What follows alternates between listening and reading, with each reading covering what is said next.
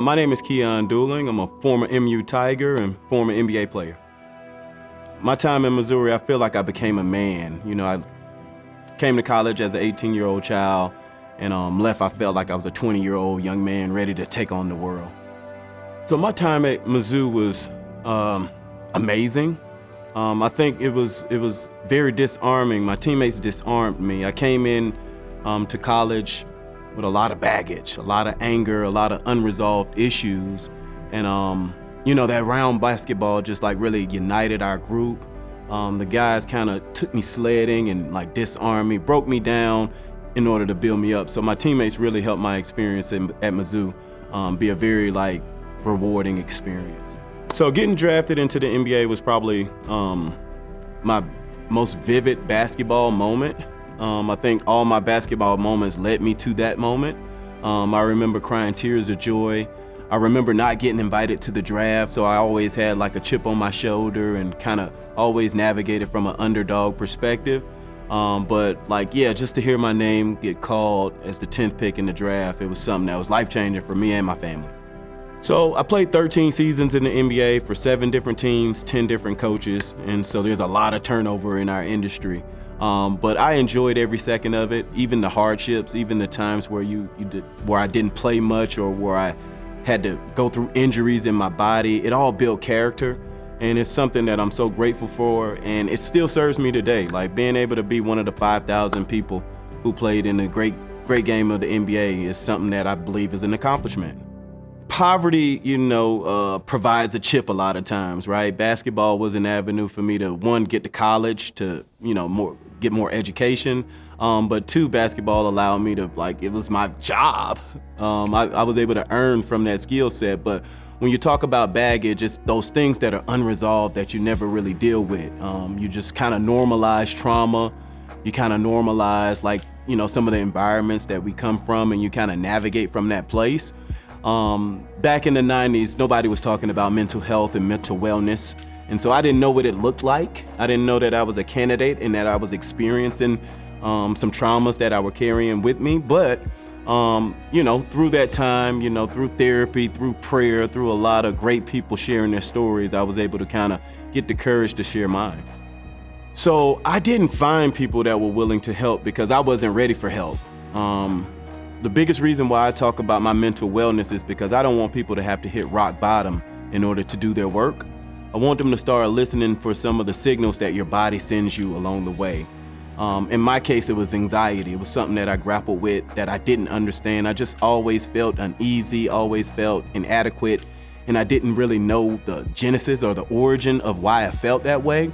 And it wasn't until I was suffering from full PTSD that I even took time off to do my work.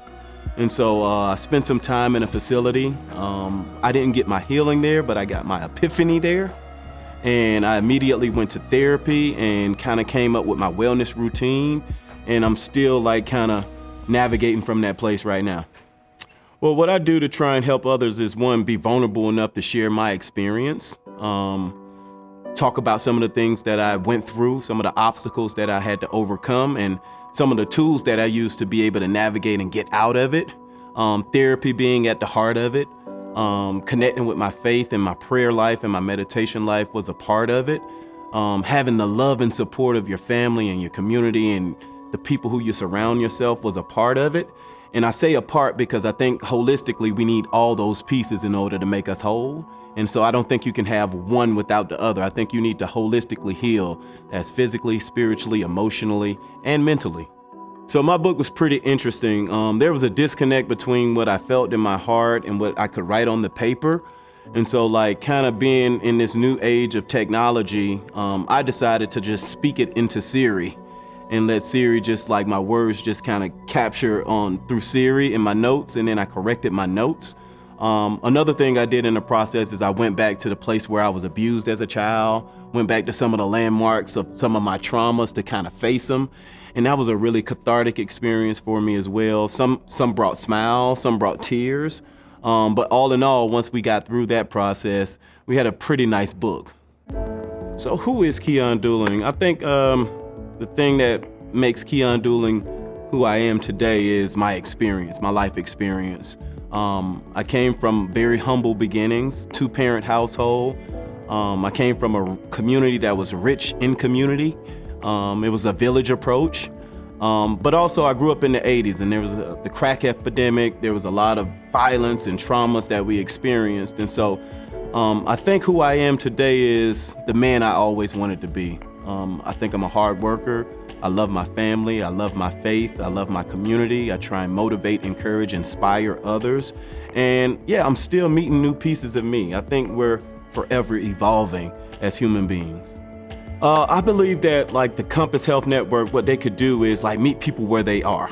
No matter where you are, what background, what economical tier you come from, we all have issues, right? We all have problems. We all have things that have happened to us.